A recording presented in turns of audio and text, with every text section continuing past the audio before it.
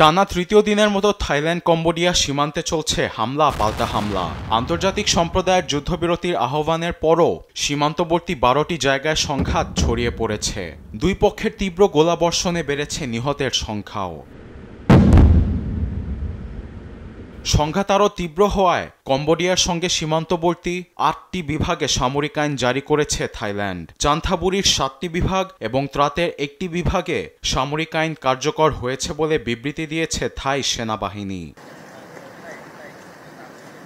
এমন পরিস্থিতিতে জাতিসংঘের নিরাপত্তা পরিষদের বৈঠকের পর অবিলম্বে থাইল্যান্ডের সঙ্গে যুদ্ধবিরতির আহ্বান জানিয়েছেন জাতিসংঘে নিযুক্ত কম্বোডিয়ার রাষ্ট্রদূত ছিয়া কেও। নিঃশর্ত যুদ্ধবিরতির মাধ্যমেই বিরোধপূর্ণ সংঘাতের সমাধান হবে বলে মনে করেন তিনি। একই সঙ্গে নিরাপত্তা পরিষদ উভয় পক্ষকে সর্বোচ্চ সংযম প্রদর্শন এবং কূটনৈতিক সমাধানের পথ অবলম্বন করার আহ্বান জানিয়েছে।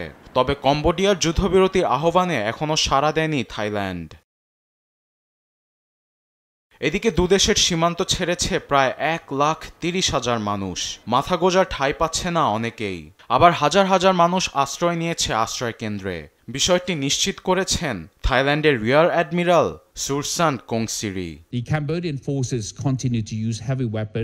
কম্বোডিয়ান সেনাবাহিনীর ভারী এবং দূরপাল্লার অস্ত্র ব্যবহারের কারণে বেসামরিক স্থাপনা এবং একাধিক হাসপাতাল ক্ষতিগ্রস্ত হয়েছে। চুংবক, চংআনমা সহ ১২টি এলাকায় সংঘর্ষের খবর পাওয়া গেছে। সুরিন, উবুন রাতচাথানি, সিসাকেট এবং বুরিমার প্রদেশ থেকে স্বরাষ্ট্র মন্ত্রণালয় ইতিমধ্যেই ১,৩০,০০০-এরও বেশি মানুষকে সরিয়ে নিয়েছে।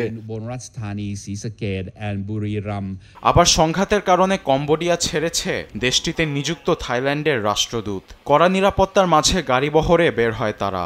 এমন পরিস্থিতিতে সংঘাত বন্ধে দেখা দিয়েছে শঙ্কা। আরবেদ আফসার, নিউজ ডেস্ক, দেশ টিভি।